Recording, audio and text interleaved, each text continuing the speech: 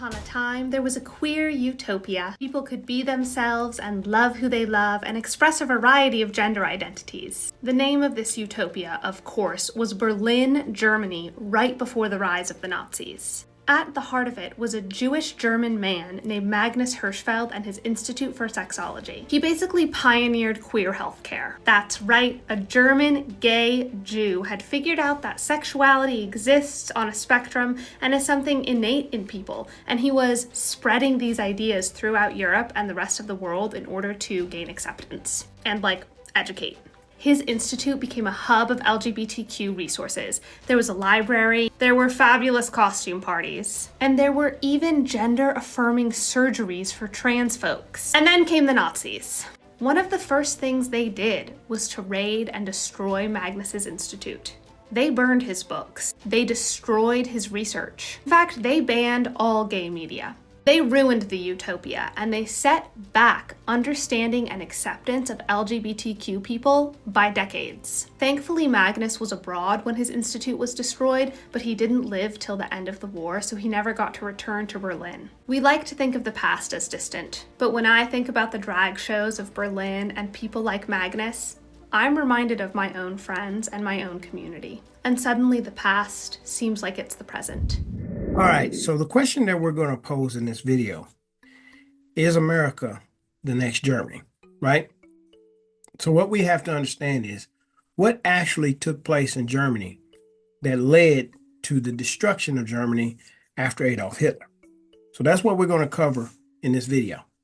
All right, so AI Overview tells us, as you can see from what the lady or whatever, because you never know what people are anymore, you know what I'm saying? What she was saying about what was going on in 1920s Germany, right?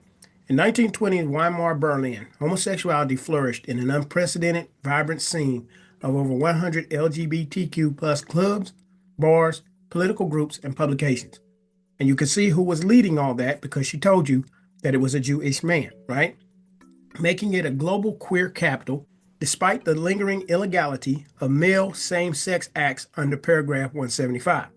This period of sexual liberation saw Berlin attract queer individuals worldwide, fostering unique subcultures in cabaret, film, and literature. Supported by emerging queer press and radical sexology at Magnus Hirschfeld Institute of Sexology, though this tolerance ended abruptly with the Nazi rise to power. Key aspects of queer life in Weimar Berlin. Thriving nightlife. Berlin boasted numerous gay lesbian bars, dance halls, and drag shows epitomized by venues like the El Dorado, attracting international visitors seeking freedom. Political activism. The era saw the formation of political associations fighting for LGBTQ plus rights, fostering a sense of community and identity. Pioneering publications. A flourishing gay press. Now, we know who was in control of the press, including journals like Die Hoffnung, The Hope, and Frau Liebe, Woman Love, provided visibility and community documented in archives like Europe's Spinboden, right? All right, so with that being said, all praise to our Heavenly Father, the Most High Yah, the great I am that I am, in the name of our Lord and Savior. Some of y'all call him Yahusha, some of y'all call him Yahushua, and some of y'all call him Jesus. All right, first of all, let me give a shout out, to ministries like Apostle Curtis, Brother K. Judah, all of y'all in the live chat. Thank you so much for all the support that y'all have been giving to the channel, right? All right, so now let's get into this, okay? What we see that was happening in 1920s Germany. See, most of us just think that this phenomenon of homosexuality and trans stuff is just something that popped up in the late, 20, 25 years here in America. But you can see that they had all this stuff going on, right, in their society. And you see who it was that was leading the push for this, right? And this is part of the reason why the Germans also, did not want these people in their country. They had gravitated towards positions of power. And what we're going to do in this video, I'm going to play a speech from Hitler that has been translated into English, right? We're going to get to that in a minute. Y'all going to see what he was saying, the culture was and why they start having this disdain for these people who had come into their country, right? But before we get to that, I want y'all to understand. Remember what was happening in the 1920s Germany, and let's fast forward to what's happening right now in America, right? Let me show y'all this next clip, We're going to break it down before we get to the Hitler speech. Why is it that so much of Netflix content for children promotes a transgender ideology? Almost half of your content for children, I'm talking about minor children now, I'm not talking about teenagers, minor children, promotes a transgender ideology agenda. I was just looking at the data here from your various series. And what concerns me is just 2 days ago, a jury in New York awarded a former transitioner $2 million because she said that her psychologists and others pressured her into, they pushed on her an ideology that proved to be extremely detrimental. I'm sure you know that in the UK, the National Health Service in the UK has said that they're not going to perform transgender surgeries or any longer so-called gender-affirming care for minors, including in counseling, because it is so incredibly detrimental. Our own HHS has come forward with similar findings this past year, yet if you turn on Netflix, you'll find that an enormous amount, and I say this as a parent with 3 young children, an enormous amount of your children's programming has this ideology and agenda in it. Is this an advocacy position for Netflix? Is this an ideological commitment you have? I mean, why is this? Senator Hawley, Netflix has no political agenda of any kind. I would tell you that. Well, then why is your children's program so full of this highly sexualized, highly controversial agenda? I don't understand it. It seems strange to me. Respectfully, sir, it's because it's inaccurate. We have millions of hours of children's programming. You're saying it's not there. You don't have trans. You don't feature trans characters, trans storylines, trans themes. It's not in your programming. I'm saying we feature a wide variety of stories and programs to meet a wide variety of people's tastes. Why is almost half of it? Why does almost half of your children's program feature this highly controversial, highly sexualized material? That just seems strange to me. It can't possibly be a reflection of the population. Senator Hawley, I don't have any idea where that number would come from or what that would be. I don't believe that's been your personal experience, but I can't speak to that. Well, what do you mean you don't think it's been my personal experience? You don't think that I monitor what my children watch on your... Here's what I tell you what my personal experience is since you bring it up. My personal experience is that my 3 children, I can't let them watch anything they want on Netflix. I can't let them watch anything on Netflix unless I preview it. All right, so now, you see how Ted Sarandos and Representative Hawley, whatever his name was, you see how they're going back and forth, having this little debate, you know? They're addressing it, but they're just debating about it because they're not going to do anything. But you see the face that they put on who the Netflix person, the CEO, who's basically, you know what I mean, responsible for this. You know, Ted Sarandos or whatever his name was, you know what I mean? But he looks like he's got a Mexican face on it, okay? But when we go to who owns Netflix, what does it say? Netflix is a publicly traded company, right? Primarily owned by institutional investors, with the Vanguard Group, BlackRock Inc., and Fidelity Investments holding the largest stakes, right? Co-founder Reed Hastings remains a major individual shareholder and serves as executive chairman, okay? Now, I looked into Reed Hastings. He doesn't appear to be Jewish, to the best of my knowledge, right? But you see it says co-founder, okay? Key ownership details as of late 2025. Top 3 holders, Vanguard, BlackRock, and FMR Fidelity, control a significant portion of the company. So the names, they hide behind these investment groups, right? Insiders, co-founder Reed Hastings and other executives hold a smaller but notable individual stake. As a public company, ownership is distributed among shareholders and it operates under a board of directors. In recent developments, in December 2025, Netflix announced a merger with Warner Brothers Discovery, which will impact the shared structure. The company was founded in 1997 by Reed Hastings and Mark Randolph.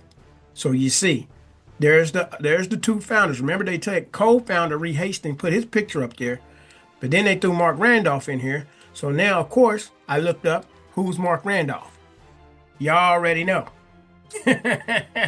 They try to hide this stuff. Y'all already know where I'm going to go with this. Y'all already going to see who he is, right? Mark Bernays Randolph is an American tech entrepreneur, advisor, and speaker. He is the co-founder and first CEO of Netflix, a serial entrepreneur who is said to have helped found the U.S. edition of Macworld magazine and the computer mail order business Mac Warehouse and Micro Warehouse, Randolph now serves on the board of Looker Data Sciences and Chubby Shorts. He previously served on the boards of Gettable, Rafter, and ReadyForce. Randolph, who has equated founding companies to his experience as a mountain guide, is the chairman of the board of trustees of the National Outdoor Leadership School in Lander, Wyoming, and a board member of the environmental advocacy group 1% for the Planet. Early life and education. And here we go.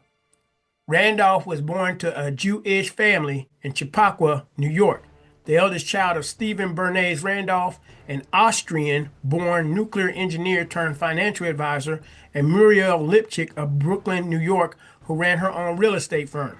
One of Randolph's paternal great-granduncles was psychoanalysis pioneer Sigmund Freud.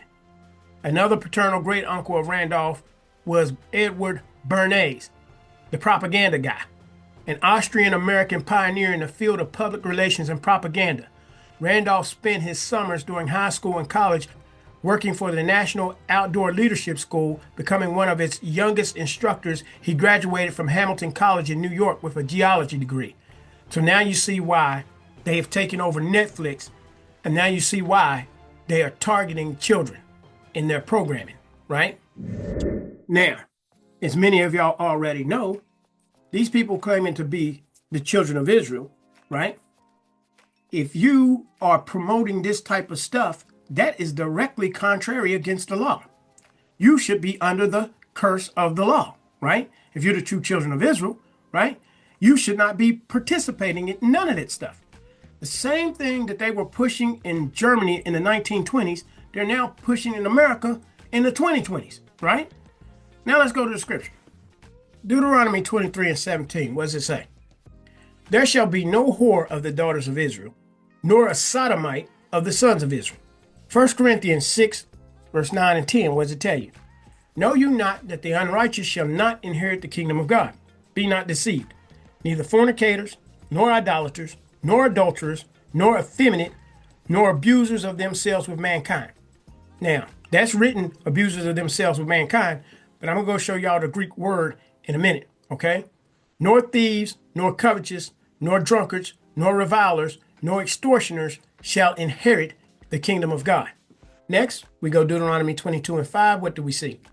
The woman shall not wear that which pertaineth unto a man, neither shall a man put on a woman's garment. For all that do so are abomination unto the Lord thy God. Right? All right. So as promised, what did I just tell y'all? From 1 Corinthians 6 and 9, what do we say? Abusers of themselves with mankind. Okay? Well, what we see is that's entry number 733 in the Greek.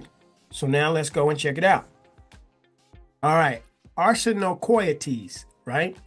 From 730 and 2845, a sodomite, abuser of that self with mankind.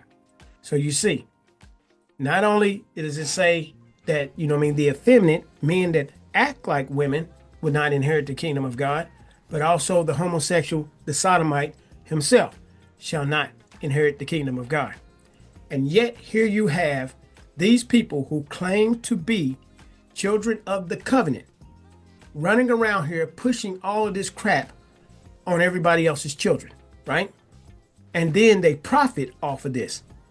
So are they really truly the children of God? Or are they the synagogue of Satan? Revelation 2:9. I know thy works and tribulation and poverty, but thou art rich. And I know the blasphemy of them which say they are Jews and are not, but are the synagogue of Satan. So he told you that believers will be in poverty, right? Because the children of Israel will be the tail, not the head, not the ones running all these things, right? You know what I'm saying? But he said, I know the blasphemy of them that say they are Jews and are not, but are the synagogue of Satan. And everywhere we turn around, these people are behind filth and the promotion of filth. Revelation 3:9. Behold, I will make them of the synagogue of Satan, which say they are Jews and are not, but do lie. So these people run around here saying that they're Jewish, they're like the Jews, they're lying. They're not, because they wouldn't be in bed with all this debauchery if they were, right? Behold, I will make them to come and worship before thy feet, and to know that I have loved thee. Because the true children of Israel have been placed in exile and had yokes of iron upon their necks. And everybody knows who that is. Hitler knew who that was, right? So now let's get ready to go into this speech that Hitler gave in the 1920s. All right, I want y'all to see that, and we're going to break it down, and then we'll come back and discuss each bit of a part of his speech, so y'all can see how similar everything that he was saying back then in the 1920s, exactly what people were saying in the 2020s here in America. Disclaimer. This video discusses historical events involving extremist ideologies. It is intended for educational purposes only and does not endorse or promote any views, actions, or groups mentioned. Viewer discretion is advised. The content is presented to provide historical context and understanding. Any hateful or extremist beliefs referenced are firmly rejected. The creators of this video do not support discrimination, violence, or prejudice in any form. The material may contain disturbing themes related to violence and discrimination. What we are witnessing is a struggle that began over a century ago, the moment when Jews were granted the rights of citizens in European nations. That single act of so-called emancipation marked the beginning of a catastrophe. It granted equality to a people who were never meant to be equal, a people who have always existed as a nation within nations, pursuing their own interests while wearing the mask of citizenship. This transformation did not happen overnight. It crept forward gradually, first one concession, then another, still until a people who had been recognized as entirely foreign just 100 years before had obtained every right belonging to native Germans. The same pattern unfolded in economic life. As industry grew and masses of workers flooded into the cities, a new financial system arose. The stock exchange gained power over national economies. Banks extended their reach into every corner of commerce. And who stood at the center of this new financial order? I say to you plainly, it was not the German. All right, so y'all clearly see, right? He talked about a group of people who had come from another place that had came into their country, right? And these people came into their country, you know what I mean? And they gave them German citizenship and all this. Those people gravitated into positions of power, right? And particularly through the stock market, right? Loaning, money and all this type of stuff, which I told y'all with the Rothschilds and all this, right? So this is how they accrue wealth. This is how they accrue power in Germany. The next thing you know, the Germans, were the lower class, and these foreigners who had come in were running their nation. And now after World War I, we see when they lost the war, these people who had come in, these Khazars, had secretly made a deal with Britain to cause Germany to lose World War I, right? And they made that deal to bring America in, and through their media, they brainwashed Americans into believing that it was a just cause for Americans to enter World War I, to help out Britain, from Germany. So they came in, they helped Germany end up losing the war. They went to the Treaty of Versailles, and they basically made Germany have to pay reparations and restitution for the whole world. That really caused Germany, to be destroyed almost as a country. So now as Hitler comes up, in this area of reconstruction of Germany, the people are oppressed big time. This is why now he's making these speeches talking about how these people have come in, taken over our country, and are running everything and have run us into the ground, right? This is where you get this root of nationalism that comes from Hitler, right? The same way what you're seeing now in America with MAGA. You see what I'm saying? Make America great again. Why? Because people are saying the bankers, these Jewish bankers who are running the Federal Reserve and everything else, is engaging America in all these type of wars and continuing to put America in debt. And they have gravitated into positions of power where now they're funding both sides of the political aisle, right? So you see the same thing that's happening now is the same thing that was happening in Germany, right? Now the Germans are starting to have a disdain for these foreigners who've come into their country. The same way now Americans are beginning to figure out, y'all running our politics, you know what I mean? And every daggone thing else. You run the media, you're pushing all this stuff in our school systems. You know what I mean? You're trying to destroy our children by bringing in all this perversion, right?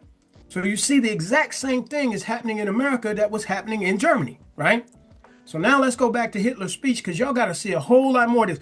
It's going to make you feel like he's talking about what's going on in America right now, right? Now, keep in mind, this was over 100 years ago when he made this speech. Let's go back. The institutions of international finance operate according to principles entirely foreign to the German character. They serve interests that have nothing to do with the welfare of our people. Consider the difference between Western Europe and Central Europe. In England and France, the process of industrialization drew farm workers into the cities. But in those countries, the foreign element remained small in number, so small that they could blend into the population and escape notice. The ordinary Englishman encountered them only as fellow businessmen, as captains of industry, never recognizing them as something apart.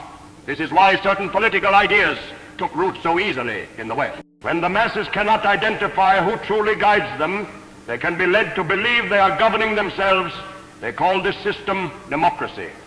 But what is democracy in practice? It is the rule of quantity over quality. It is the triumph of manipulation over wisdom. It is a system designed to ensure that the masses believe they are free while serving purposes they do not understand. Look at how this system operates. There are always two parties, sometimes three, who appear to oppose one another.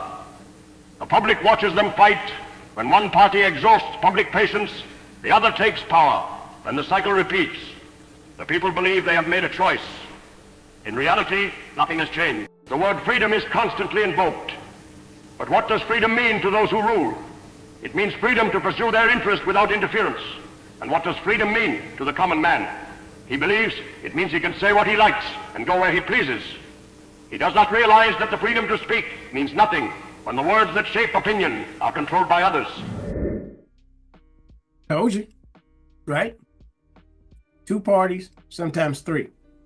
They give you this illusion of freedom. They sit there and they debate. All these shows that you ever see. Think about it. These people have debated whether it was all right for these people to go down here and utterly destroy women and children. And nothing was done about it. All they did was talk about it, right? Make you think, oh yeah, one people saying it's so wrong and other people sitting up here saying, well, you know, they got the right to defend themselves. And all they did was talk about it. Same identical thing that Hitler described in the 1920s, right?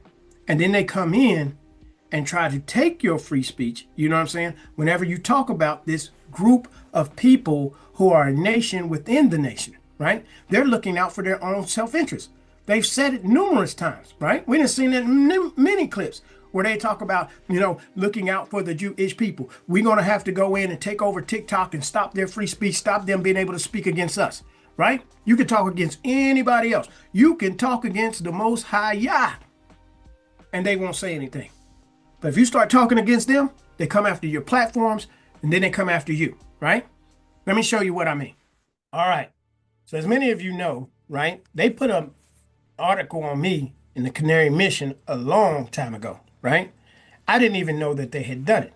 But the things that I was posting on Facebook, they were going on my Facebook page behind my back and had started, you know what I'm saying, pushing all this stuff on me, saying that I was a Hitler defender because I was posting what they had actually done into Germans, you know, into Germany, right? So now let me read this.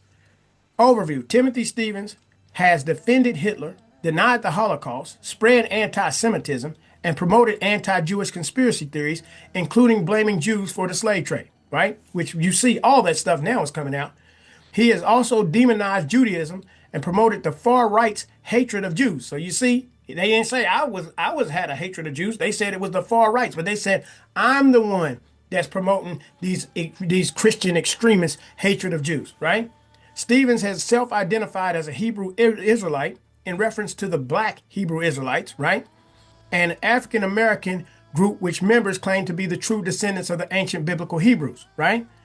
You see, They went on so far as to say, as of September 2020, Stevens went by the name Bro Tim Stevens on one of his Facebook accounts. So they knew I had 2 Facebook accounts. They attacked both of them, right?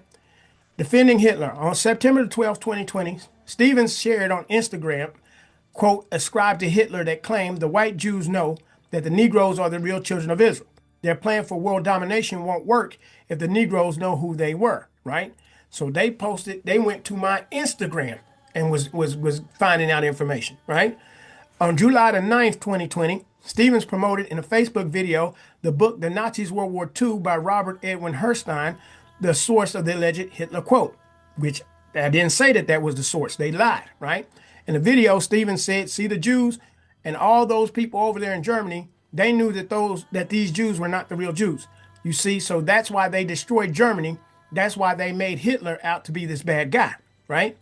On December 22nd, 2019, Stevens commented on a Facebook post, those people who are posing as the real Jews are liars and the real Jews are here in America. Stevens continued, the only world leader to do that was Hitler, and the fake Jews declared war on him and tried to wipe all of Germany off the map, which is exactly what happened. On March 27, 2018, Stevens wrote on Facebook, this is from the Time Life book about World War II. And as you can see, Hitler knew that those people calling themselves Jews were not the real Jews. This is why they tried to utterly destroy Germany, because the Germans knew they were really Khazar converts and the Negroes were the real Jews, right? On November 12, 2017, Stevens wrote on Facebook, the fake Jews who run the world lied on Hitler. The man rebuilt his country and the fake Jews used America and Great Britain to destroy Germany and give them access to the Holy Land, Israel. So you see, I was writing about all this stuff in 2017. Stevens' post linked to a video on YouTube titled, The German War Against Globalism, Was Hitler Right About Everything, right? So I posted the video, right? That somebody else, and I showed people what I was saying. I didn't just making comments. You know, I come with resources and sources, right? On August 21st, 2016, Stevens wrote on Facebook. So you see, I've been doing this since 2016, right? Thank you for documenting it, right? Stevens wrote on Facebook, the Jews, Synagogue of Satan, had control of the media and the banks, sound familiar, and were pushing drugs, homosexuality, pedophilia, and bestiality in Berlin, Germany, the liberal left, just like they are doing now in America. So you see, 10 years later, statement is more verified now than ever, right? Stevens added, this is how Hitler came to power and why he booted them out. These synagogue of Satanists have been lying on the man ever since. Watch for yourself and see if you see the same hand being dealt in America. Stevens posted link to a YouTube video titled Babylon Before Hitler, Proof that Hitler was not evil. So you see, there was people that was posting all this stuff in 2016, right? And now you see more and more of this stuff is coming out now. But now let's go back to Hitler's speech. Germany's path has been different. Here, loyalty has traditionally centered on the person of the monarch, on the army, on the state. The German spirit resisted the corruption that infected the West. The peasantry remained healthy. The intellectual class remained German. When industry grew here, there existed the possibility that workers might unite with traditional German institutions rather than against them. This possibility represented a mortal threat to certain interests. If German workers had joined hands with German nationalists, if the energy of the industrial masses had been directed towards strengthening the nation rather than tearing it apart, then Germany would have become unconquerable. This is precisely what had to be prevented. And so the workers' movement was captured. The working class had legitimate grievances. Their labor built the factories and generated the wealth, yet they lived in poverty while others prospered. A genuine workers' movement, rooted in love of nation and people, could have transformed Germany for the better. Instead, the movement was steered in a different direction. It was given an international character. Workers were taught to see themselves not as Germans first, but as members of a global class whose interests conflicted with their own nation. They were taught that patriotism was a trick used by their oppressors. Consider how perfectly this served certain purposes. A German worker who loves his country will fight to strengthen it. A German worker who has been taught to despise his country will fight to weaken it. The same energy directed toward opposite ends and the doctrine they were given. This Marxism, what does it actually teach? That property itself is theft, that the individual has no right to the fruits of his own labor, that everything must be held in common, controlled by those who claim to speak for the collective. What honest German could accept such a doctrine? What productive citizen could believe that his own efforts entitle him to nothing? The skilled worker, the engineer, the farmer who improves his land, they know in their bones that this theory is false. And so the intellectual class was driven away from the workers' movement. The people who might have provided real leadership were replaced by professional agitators whose loyalty lay elsewhere. Today we see the results of this long campaign. Look at Russia. There you can witness the final destination of this path. A once great civilization reduced to chaos, churches plundered, their treasures vanished without trace, the productive classes destroyed, millions starving while those in power live in luxury, an entire nation transformed into a colony to be exploited, and the same forces are at work here in Germany. All right. Now keep in mind, this speech was delivered in Munich, 1922. 11 years later, Hitler became Chancellor of Germany, okay? Now, let's go from here, and now let's talk about those labor unions that he was talking about. All right, so we go to AI overview. What does it talk about the German labor unions? And the German labor unions is basically anybody when you have a group of workers like the teachers who basically form a union, and if, you know what I mean, they're feeling like they're not getting, you know, rightful contractual rights or whatever, they'll strike. Okay, so when you see a lot of times you got strikes and all this type of stuff, is because people have got together and say, listen, if y'all don't give us, you know, better deals, we ain't working, and it shuts down everything. Okay, so this is what Hitler was addressing when he talked about the labor unions. This is the climate of what was going on. German labor unions in the 1920s, particularly the dominant General German Trade Union, ADGB, were powerful forces during the Weimar Republic, organizing major strikes, including one against the 1920 Kapp Putsch, and focusing on immediate economic improvements like higher wages and shorter hours. Despite internal divisions with communist factions and pressures from economic crises like the Great Depression, key groups included the Free Unions, ADGB, Christian unions, and smaller communist-aligned unions, all grappling with political upheaval and economic instability. So now remember, Hitler talks about this in the 1922, right? The Great Depression doesn't happen until about 1929, all right? But this is a key thing that I want y'all to understand. Let's drop down to where it says key themes and events. Post-war turmoil. The decade began with widespread labor unrest, with millions striking for better conditions and union recognition because they had just lost World War I, right? Kapp Putsch, 1920, a pivotal moment where the ADGB and workers' councils organized a massive general strike, successfully defeating the coup and showcasing labor's power. Economic instability, hyperinflation, and the Great Depression, which happened about 7 years after Hitler's speech, because it began in 1929. But you see, hyperinflation and the Great Depression dramatically impacted unions, causing membership volatility, right? A constant tension existed between the large reformist union and revolutionary communist elements as seen in conflicts within factory councils and major unions like the Metal Workers Union. In essence, German labor in the 1920s was a dynamic, often militant movement seeking to improve workers' lives amidst the turbulent political and economic landscape of the Weimar Republic. Okay, so you see they had a whole lot of things going on with their economy. Same thing what we're talking about here in America. You know, as the value of the dollar and the purchasing power of the dollar continue to plummet, you know, it causes, you know, people saying, hey, well, I got to work longer hours and whatever just to feed my family. You know what I'm saying? We need better rights. We need more money. We need better wages, you see?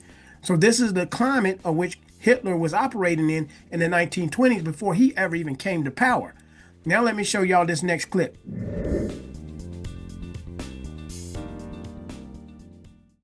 What you are looking at is an image of several children playing in their free time, an image taken in Germany back in 1923. So far, nothing too unusual, but now I want you to take a closer look at the toys we're circling. Can you tell me exactly what these strange blocks the children are playing with? Maybe cigar boxes, maybe cardboard packages? Well, no. Those blocks are bundles of bills, piles of cash. More precisely, it is tens of thousands of German marks like the ones you are seeing on the screen. The question is, how is it possible that regular children could have so many banknotes in their hands? Why did their parents allow them to play with them in the street, with all the danger that this could entail? Well, the answer is that those bills were worthless. Hyperinflation had wiped out their value. You see, although today Germany is a very wealthy country and one of the great global powers, back in 1923, which is when this image was taken, the German economic situation was comparable to that of countries like Venezuela or Botswana. A situation of immense poverty, with a hyper-indebted government that was printing money over time in order to stay afloat. As a consequence, prices skyrocketed, and so much so that banknotes became completely useless. Money ceased to be used as a functional method of payment. To give you an idea, to buy a product for a price equivalent to $1, a German needed about 4 trillion German marks to pay in cash. For activities as basic as going to buy a loaf of bread, the Germans had to lug carts full of bills to the market. As you can imagine, this dire economic situation dealt a severe blow to German families. Poverty skyrocketed, life savings disappeared, and deep social unrest ended up ravaging the streets. And you know what? According to traditional theories, it was this social discontent that brought Adolf Hitler to power. Hitler presented himself as an alternative to Germany's problems, as a savior of the underprivileged classes in the face of the inflation disaster. The Germans believed him, voted for his party, and we all know what happened from then on. In other words, you could say that World War II and the Holocaust were the direct consequence of hyperinflation, couldn't you? What if I tell you that this theory isn't true? What if I told you that the hyperinflation of 1923 was not the real cause of Hitler's rise to power? And what if I told you that the origin of Hitler's rise to power could have been in the United States itself? If you want to know why, pay close attention, because today on Visual Economic, we tell you the real economic situation that brought Hitler to power. And we will tell you how the Nazi government was managed economically, and we'll explain how Hitler changed the German economy.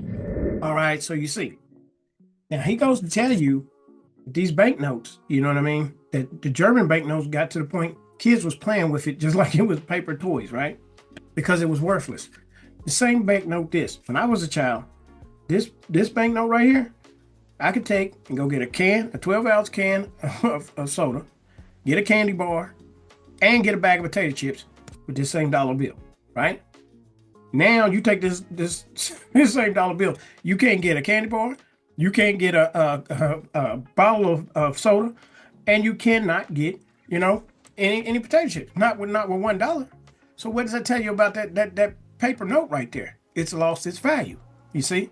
Well, this is what was going on in Germany. They were losing, you know what I mean? Their value of their money was going to nothing. So they didn't have much purchasing power. Yet they're in these factories working like crazy, and then you get these Jewish people who are, basically running their labor unions and working on behalf of these people in the stock market that's taking advantage of everything. And so the workers are being crapped on, just like what's happening here in America, right? And they even start talking about, oh, you being a global citizen. And this is why Hitler started having these feelings of strong nationalism. We got to rise up as a German people. These intruders then come in and basically they're trying to tell us we shouldn't own nothing, right? Well, who does that sound like? Let me show you. All right, so let's go back to AI overview. What do we see? You'll own nothing and be happy is a controversial phrase linked to Klaus Schwab, right? And the World Economic Forum, right? He just really said that in 2016, stemming from a 2016 essay envisioning a future where services replace product ownership. But it's often misrepresented, so here they go, trying to dance around it, by critics to suggest a dystopian loss of private property under the WEF's Great Reset initiative, despite Schwab's concept focusing on technological shifts, not forced confiscation. It comes from an essay by Danish politician Ida Auken, published in 2016, titled Welcome to 2030. So now y'all know we're only 4 years removed from this, right? I own nothing, have no privacy, and life has never been better. And this is exactly what they're doing now, right? But remember, they were telling the Germans, you don't need to know anything way back here in the 20s. And this is why Hitler was saying, man, now anybody with common sense know I'm supposed to sit here and own my fields and work for all this stuff, and then I don't own nothing. And I'm supposed to be just this global citizen. We need to take care of our own first. You know what I'm saying? So this is what the same exact thing, as y'all can see, it's the same exact thing that's going on now, right? I own nothing, have no privacy, and life has never been better as part of a WEF series on future scenarios, right? Let's go back to the speech. Our economy deteriorates daily. Prices rise while wages buy less. Honest Germans struggle to feed their families, while speculators grow rich from the nation's misery. The stock exchange celebrates while the factory worker despairs. Political life has become a circus. Those who should protect German interests instead grovel before foreign powers. We are told to be patient, to accept our humiliation, to trust that goodwill from abroad will save us. Where is this goodwill? I see only contempt. The other nations do not respect our weakness, they exploit it. Every concession we make is met with new demands. Every sign of submission invites further humiliation. Why does the world treat Germany this way? Not because of the German people, who have shown they desire only to live in peace and rebuild their nation. It is because powerful interests profit from German weakness. A strong Germany would upset arrangements that benefit others, and so Germany must be kept weak. The German people are beginning to awaken. The old slogans are losing their power. Workers no longer believe that international solidarity will improve their lives. They have seen how they are used as tools in conflicts they do not understand. They have watched their living standards fall while they are told that their suffering serves a higher purpose. The promise that foreign nations would treat us fairly if we only disarmed, if we only paid, if we only submitted. This promise has been exposed as hollow. We disarmed, they remained armed, we paid, they demanded more. We submitted, they despised us for it. Throughout Germany, men and women are beginning to ask different questions. They are beginning to see that the path they were told to follow leads only to ruin. They are searching for a new direction. This awakening terrifies those who benefit from German weakness. They see the old methods of control failing. They see a population that can no longer be managed with worn-out phrases. And they know that if this awakening continues, their position is doomed. What is the idea that threatens them so greatly? It is simply this, that the German nation must become a genuine community, that Germans of all stations, workers and managers, farmers and scholars, must recognize their common bond and work together for common goals, that the welfare of the nation must take precedence over the profits of speculators and the theories of internationalists. This idea is called many things by those who oppose it. They call it reaction. They call it extremism. They call it dangerous. I call it common sense. I mean, that's everything. You know, the speculators are people in the stock market. That's what they do, speculating whether the price is going to go up or the price of something going to go down, you know, and they make themselves fat and rich. While the people that's out there in the field doing all the work, you know what I'm saying, get paid wages in which they can barely afford to make it and live, right? Because they're devaluing the currency. So you see, he's got the same thing. It's the exact same thing that's what's happening to America. Then what do they try to do? You need to disarm, right? You need to disarm, put your weapons down, whatever. Same thing they telling the Palestinians, you know, just trust us. They continue to arm, but they tell the people to disarm. Same thing the liberals have been trying to do, you know, when you had all those school shootings and everything that was going on, you know, trying to push for, taking guns away from Americans. Americans are like, no, we're not doing that. You see what I'm saying? Then it's now, okay, we got to control their speech. No, we're not doing that, right? So you see, Americans, you know, are rebelling against them, trying to put, you know, this country in a vulnerable position, right? And you see, this is the exact same thing that was happening in Germany. And they utterly tried to destroy them people. And this is white people. That's why when you think it's just a black-white thing, you don't understand how deep this is, right? These Satanists don't care who it is that they got to destroy in order to get power, right? And so the bottom line is they're pulling that same garbage that they pulled on Germany over here in America, and now that Americans are starting to waken up, you see what I'm saying? That's what the MAGA movement was about. Oh, we got to make America great again. Now, of course, for us, we like America ain't never been great for us. What y'all talking about? You see? But the bottom line is, for them, now they're beginning to feel what we have been feeling in this country. You see? But the bottom line is, you know, you can still continue to war amongst each other, or you can understand you got a common enemy. You see what I'm saying?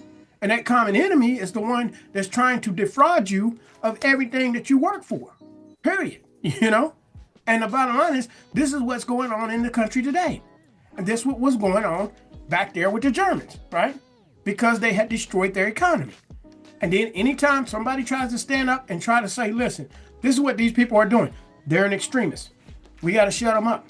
They'll throw you in jail. They'll put you in prison. They'll slander you. They'll do whatever they got to in order to keep the people dumbed down so the people don't understand what's going on, right? Let's go back to the speech. What is socialism? Properly understood, it is the recognition that we rise or fall together, that the prosperity of one German depends on the prosperity of all Germans, that a nation cannot thrive when millions of its people live in misery. The man who puts his people above himself, who sees Germany's future as more important than his personal comfort, who would sacrifice his own interests for the nation, that man understands true socialism. And what is nationalism? It is the recognition that the German people possess a unique character, a unique heritage, a unique destiny, that we have no obligation to dissolve ourselves into some abstract humanity, that our duty is to our own people first. These two ideas, national and social, are not opposites. They belong together. A movement that is truly national will care for all its people. A movement that is truly social will strengthen the nation that makes community possible. The struggle ahead will be difficult. Those who have thrived on German weakness will not surrender their position willingly. They control powerful instruments, the press that shapes opinion, the financial systems that control commerce, the international networks that can pressure any nation that defies them.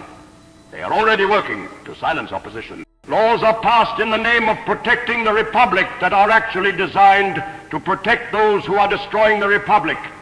Anyone who speaks uncomfortable truths is labeled a criminal, an extremist, a threat to public order. We have experienced this ourselves. For 3 years we have spoken out, and for 3 years we have been attacked, slandered, and persecuted. Some of our members have seen the inside of prison cells, but we do not retreat. We cannot retreat. We see too clearly what awaits Germany if the current path continues. We would rather face persecution for speaking truth than enjoy comfort through cowardly silence. I speak now especially to those who are young. The old parties offer you speeches. They will train you to talk, to debate, to participate in their endless parliamentary games. They offer you a seat at a table where nothing is ever decided. We offer you something different. We offer you struggle. We offer you sacrifice. We offer you the chance to be part of something greater than yourself. Yes, you will be hated. The comfortable, the complacent, the corrupt, they will despise you for threatening their position. You will be called names. You will be attacked in the press. Some of you may face violence, but consider this. If our enemies hate you at 18 or 19, you have already achieved what many men never achieve in a lifetime. You have shown that you matter. You have shown that you pose a genuine threat to those who are destroying your country. The forces arrayed against us are powerful, but they are not invincible. They depend on keeping the German people confused. Now, what is the two things that he said they get their power from? The financial institutions, right? Because they print your currency, right?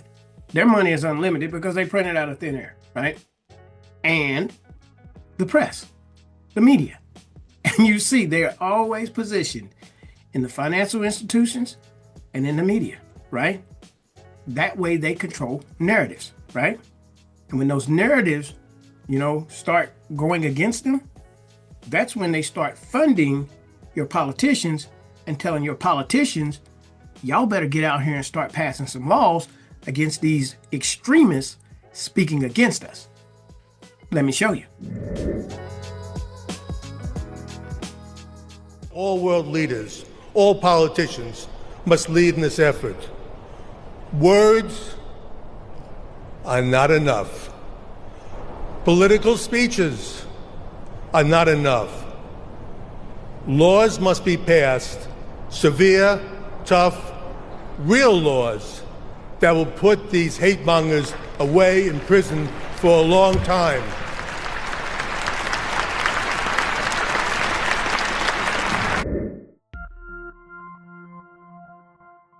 This is pretty crazy. An Israeli cybersecurity CEO is going on CNBC and telling Americans publicly that they need to have their First Amendment right restricted, as if he even goes here, as if he even lives in America. This is pretty wild. Take a listen to this. I mean that we need to control the platforms, all the social platforms. We need to stack rank the authenticity of every person that expresses themselves online and take control over what they are saying based on that ranking. The government should control the social media. Yeah, and I know it's difficult to hear, but it's time to limit the First Amendment in order to protect it, and quickly before it's too late. What do you? All right, so y'all heard him, you know, but you see the woman try to clean up for him. Oh, the government, right? You mean the government? Oh, yeah. But no, he meant that nation within the nation, right? These Jewish people that are looking out for themselves, right? But if anybody else does that, then they basically, you know, come after your leaders, come after your race or whatever, and say that you're an extremist. You know, same thing. You know what I mean? Anytime that any of our leaders would try to take care of our community, take care of our people, you know, what did they do? Us just saying that we are the true Hebrew Israelites, they try to run around here and debunk it, paying people and putting all the people online and everything. Oh, no, they're not the Hebrew Israelites. And then they say black Hebrew Israelites. And what did they do? They put the black Hebrew Israelites on there and then say that's an extremist hate group, right? Just because we're waking up to the fact that we were the ones who were put on slave ships, scattered all over the world, had yokes of iron on our neck, got skin as the color as brass burned in a furnace, and woolly hair. That happened to us. And yet, you know what I'm saying? We are anti-Semitic when we are the true Semitic people. Because they told a lie and told everybody that we was Africans, right? So that they could steal our identity in order to try to rule the whole world, right?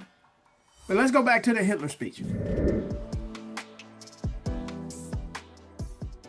Divided and hopeless, they depend on Germans believing that there is no alternative to continued decline. We offer an alternative.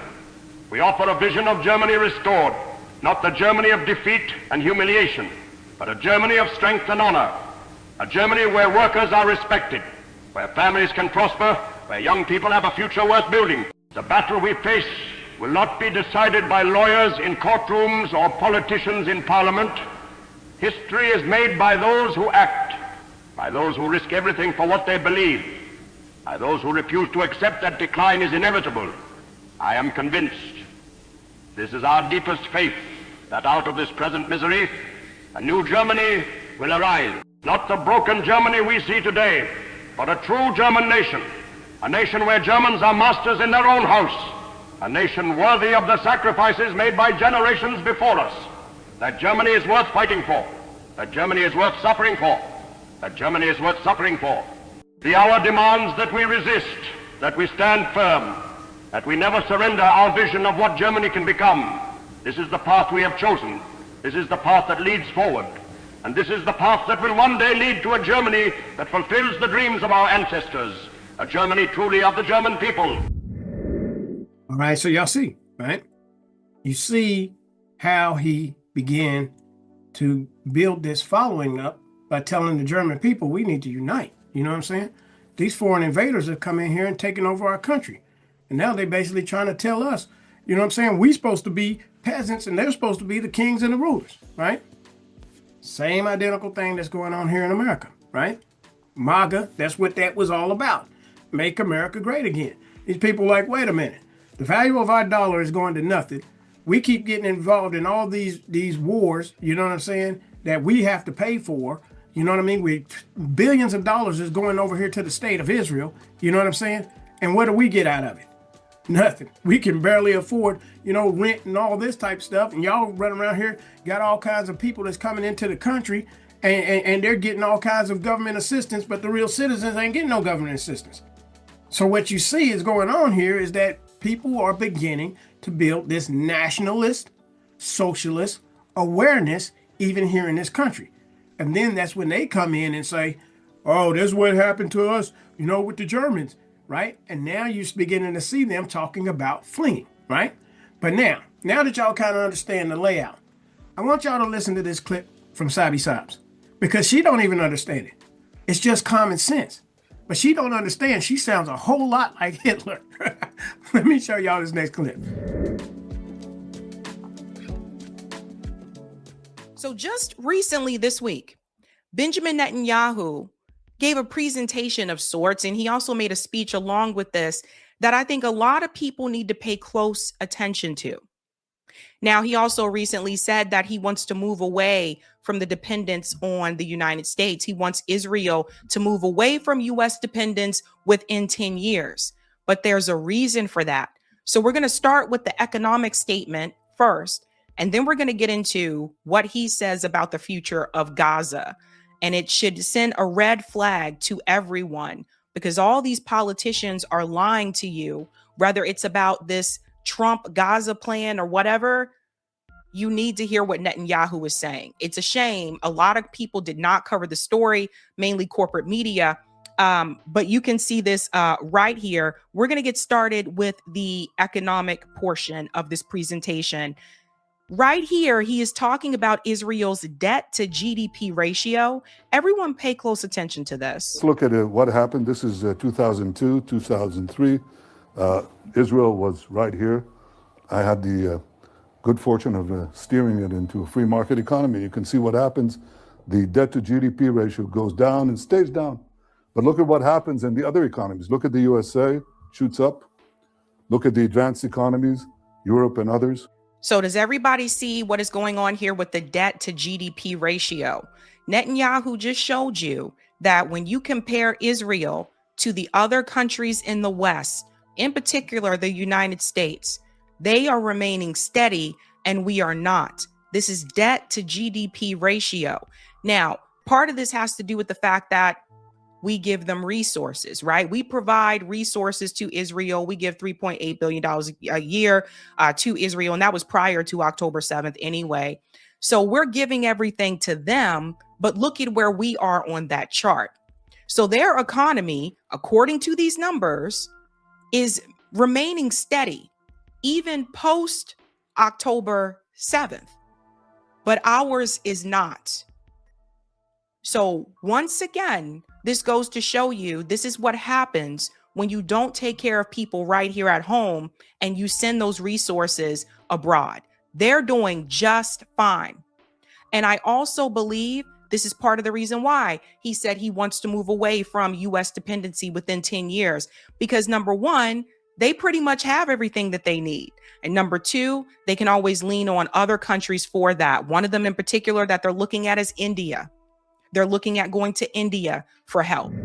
Now you tell me, ain't that exactly what Hitler was saying? Right? Bottom line is these people are exploiting, you know what I'm saying, the labor and the wealth of the people that they're controlling. And here it is, America is going further and further in debt. And yet here they are prospering and profiting, right? She sounds just like Hitler to me. Let's continue on a little bit more here. And it really didn't change because of the war. It really didn't change. It's an amazingly resilient economy. Next.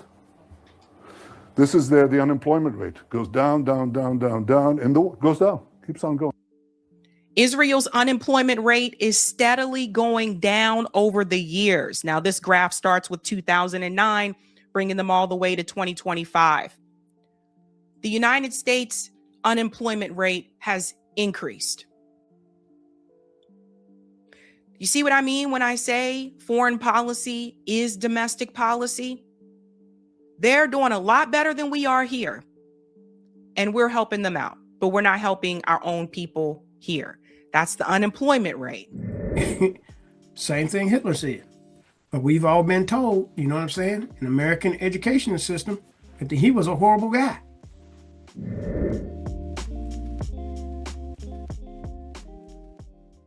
People have jobs. They'll continue to have jobs. Next. This is how much, this is, I'm putting this up, the electricity prices in Israel, because it's a reflection of a great reform that we did, which is getting natural gas out of the sea. And what it does is it pushes Israel to this end. We have cheap energy. So do you see what I mean? When it comes to the electricity prices, Israel is at the lower end. They're not paying as much for electricity as we are in the United States. So their electricity prices are still lower than ours. You see what I'm saying? So this is why I say, no, these policies have not been America first. They've been Israel first. So I'm glad that he did this presentation so I could show people just how this really impacts us here. Now we're going to go to the tech company portion of this economic speech. Most major tech companies that have the largest R&D centers outside of the US are located in Israel. So look at this. Well, this is clearly the winner, the United States, naturally. This is an absolute prices, 2023. Let me tell you that our indications for 2024, that it's considerably higher for Israel than what it was in 2023. So I don't have yet the results for 2024, but the early indications are it's considerably larger. So the first country in the world receiving foreign investments for R&D is the United States. And the second country receiving investments for R&D in absolute terms is Israel. See? And the third country is Germany, which is 10 times our size in population, roughly, okay? And it's a third, it's actually considerably smaller than Israel. And down it goes, UK, France, and so on. This is a very powerful economy. See? So when it comes to the tech companies, they are right after the United States, because I'm glad he did this presentation, because this proves my point that they don't need our help. They are fine. The numbers for us are not good. The unemployment rate is not good. The energy prices compared to them is not good. You guys are paying more for electricity. We have a higher unemployment rate. We have college graduates that can't find jobs. Despite what politicians may tell you, that's a reality right here in this country, because all the presidents that have been around in my lifetime did not invest in the people right here. They spend so much money bombing countries abroad, giving money to Israel, patting Wall Street on the back, but they never helped out the people. So what has happened is that Israel has been able to develop a growing, prosperous economy, and we are on the decline. And part of me believes this is intentional. Remember what I told you about that prediction that came from Professor Jing, where he was saying that his prediction is that a lot of the tech is going to eventually end up in Israel. Well, now you see they're right behind us. Eventually, the prediction is that they will be, the source of power will be right there in Israel. All right, so let's go ahead and close it down with this. You know, we've already discussed this article before, but you can see this was from Snopes.com, and this is when they were trying to say, you know, that, oh yeah, we debunked, you know what I'm saying, what Hitler said. Did Adolf Hitler say he would start World War III after his death, right? And you see, it's updated June 24th, 2022, published June 29th, 2017, right? When that quote got out there, right? And so you hear they got false, right? But let's go ahead on here. We ain't listening to nothing they got to say. Hitler said, even in his death, he will start World War III. One of his soldiers asked how. Hitler replied, the day mankind finds out what I was trying to defend this nation, Germany, from then, that's the day World War III will start. For on that day, mankind will learn that I was trying to save my nation from the Freemasons, the Illuminati, the Jews. For if the Americans win the war, then they will conquer the world and forever be a slave to the Jews, and they will try to conquer God. Do you know who America has in its possession? No, the soldier replied. The Americans has the jewels of God. The Americans have stolen God's precious jewels. What do you mean, his precious jewels? The soldier asked. Hitler said, America has stolen the Jews of God, his jewelry, the Negroes. They are the true Hebrews. What a foolish move and a direct challenge to God. And they plan on moving these false white Jews into a state of Israel. America is desperate in its attempt to win this war using atom bombs on Japan. America will destroy the whole world in its attempt to conquer it. When America and its Jewish slave masters conquer the world and the world realize I was right, then all nations will begin a third world war to dethrone America of its rule. Every nation will soon possess atom bombs of their own. It will be the end of most of the world as we know it. Why will the Jews control America? The soldiers asked. Hitler said, because the white Jews know that the Negroes are the real children of Israel. And to keep America secret, the Jews will blackmail America. The Jews will extort America. Their plan for world domination won't work if the Negroes knew who they were. The white citizens of America will be terrified to know that all this time they've been mistreating and discriminating and lynching the children of Israel. They will fear God will destroy them as he destroyed Egypt for doing the same thing. So the elite, the Illuminati, keep this a secret at all costs. Now, you think about it. What's happening now? Americans have been told that God would bless those who bless Israel. Well, America has been blessing Israel, and yet America is drowning in debt. So maybe what Hitler said is correct. Maybe the reason why America is being destroyed because you put your hands on the true Jews of God, the real jewels, right?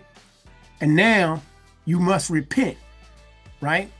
Because they tricked you into believing that these Ashkenazi Jewish people are the real children of Israel when they're not. They are the synagogue of Satan. So y'all check out these books by my sister, Jacqueline French, right? Because if you want to know the truth, you need to get these books.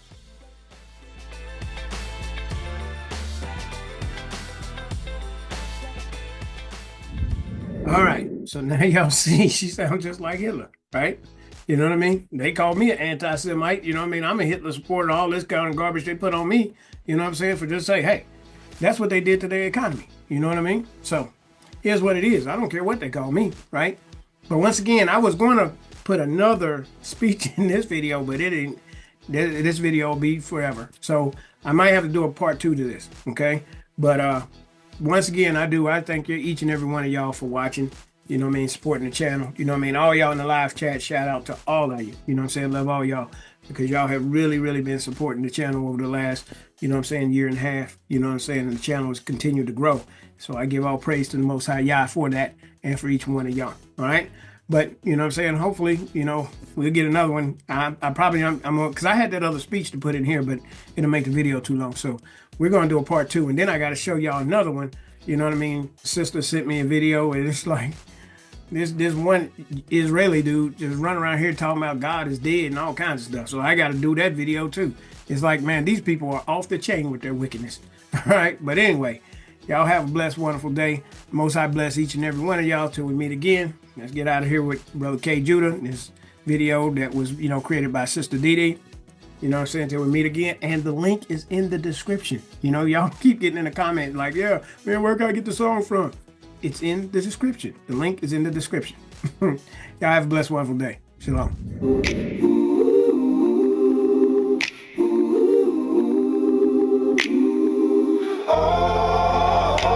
Though I walk through the valley of death, shadows whisper, still in my breath. The ground feels cold, like it's alive. Each step a battle, just to survive.